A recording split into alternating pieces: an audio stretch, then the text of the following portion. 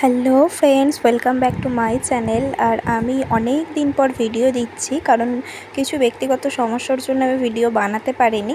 তো সেই দিন ভিডিওটা হচ্ছে, আমরা বেরিয়েছিলাম অনেক সকাল সকাল আর বাসে চেপে কোথাও একটা যাচ্ছিলাম। তোমরা কিছুক্ষণ পরই সেটা হয়তো বুঝতে পারবে যে কোথায় যাচ্ছিলাম।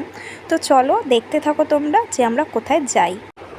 তো এখন তোমরা বুঝতে নিশ্চয়ই পারবে যে এটা কোন জায়গা।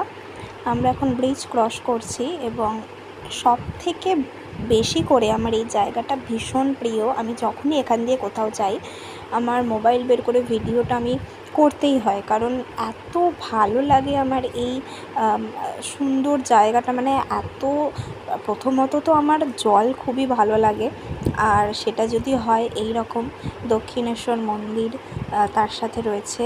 এবং এই জায়গাটা সত্যি আমি মানে তোমাদেরকে বলে এক্সপ্লেন করতে পারবো না যে আমার এটা কতটা ভালো লাগে। আমার একটা মনের মধ্যে একটা আলাদাই অনাবিল আনন্দে ফুটে ওঠে। তো সেই জিনিসটাকে আমি কখনোই ক্যাপচার করতে ভুলি না। তো আমরা বাস থেকে নেমেও পড়েছি আর এখন স্কাইওয়াকে উঠেছি। তো এখানে আমার মামা, আমার ভাই আর হচ্ছে আমার বোন। আর আমরা গিয়েছিলাম এই 4 জন মিলে, মানে 5 জন মিলে অ্যাকচুয়ালি। আমার মিমি ছিল আর আমিও ছিলাম। এখন আমরা ভিতরে ঢুকেও পড়েছি। শ্রী শ্রী রামকৃষ্ণদেবের ছবি দিয়েই আমি তোমাদের ভিতরটা দেখানো শুরু করলাম। তো এই যে এই জায়গাটা আমার এত প্রিয় আমি বলেও বোঝাতে পারবো না।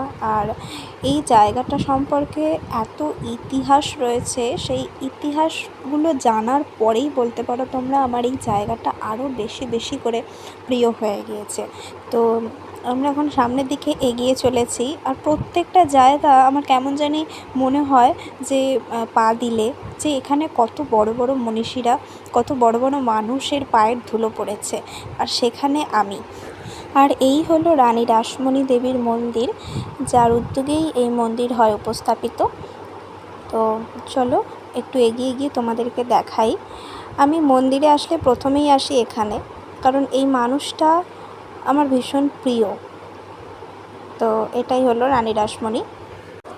তো এটা হলো শ্রী শ্রী রামকৃষ্ণ পরমহংসদেবের থাকার জায়গা, যেটা শোনা যায় যে তিনি তার জীবনের বেশিরভাগ সময়টাই কাটিয়েছেন এই দক্ষিণেশ্বর মন্দিরে। তো তিনি যে সময়টা এখানে থাকতেন এটাই নাকি তার থাকার জায়গা। তো এদিক দিয়ে একটু দেখা যাক গঙ্গাটা কীরকম দেখতে লাগছে, যেটা আমরা বাস থেকে আস্তে আস্তে দেখতে পেয়েছিলাম। ভীষণ সুন্দর জায়গাটাই আমার খুব প্রিয়, আলাদা করে কিছু বলার আর নেই। এই যে আমরা হচ্ছে এখন হেঁটে চলেছি বেলুড় মঠের উদ্দেশ্যে, লঞ্চে উঠতে যাব বলে আমরা এখন হাঁটছি মাঝগঙ্গা। আমরা লঞ্চে উঠেও পড়েছি আর এখন এগিয়ে চলেছি বেলুড় মঠের উদ্দেশ্যে।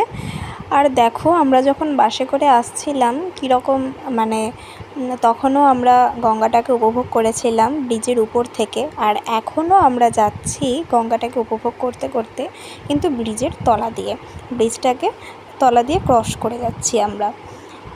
তো এত ভালো লাগে কি আর বলবো।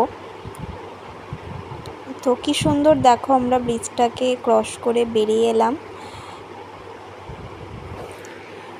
গঙ্গাটা দেখতে খুবই সুন্দর লাগছে, আর তার সাথে এনারা এসেছিলেন হচ্ছেন ইতালি থেকে। তো এনাদের কালচার, এনাদের কথাবার্তা সব কিছুই আলাদা, কিন্তু তবুও ওনারা কেমন যেন আমাদের সাথে মিশে গিয়েছিলেন। আর খুবই ভালো মানুষগুলো, আমাদের সাথে কয়েকটা ছবিও তুললেন, কথাও বললেন, খুবই ভালো ওরা।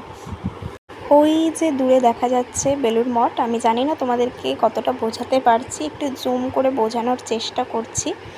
তো এই জায়গাটারও কিন্তু অনেক ইতিহাস রয়েছে, আর এই জায়গাটা মানে দক্ষিণেশ্বরের সাথেই কানেক্টেড বলা চলে, কারণ এটা রামকৃষ্ণ দেবেরই মন্দির।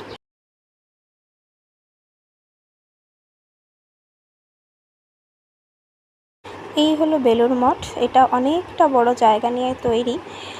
আর আমরা সবাই জানি যে রামকৃষ্ণ মিশনের স্কুল, কলেজ বিভিন্ন শাখাতেও রয়েছে, এখানেও রয়েছে।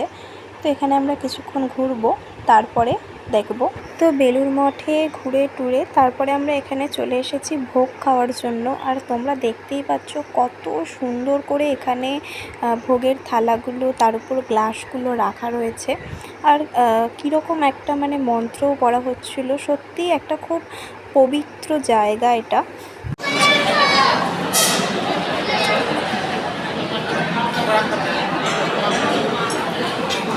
তো সকলে খেতে বসেছিল আর খুব সুন্দর একটা স্নিগ্ধ পরিবেশ। খুবই ভালো লাগলো এই দিনটা। আবারও আসবো নতুন কোনো ভিডিও নিয়ে, সঙ্গে থাকো।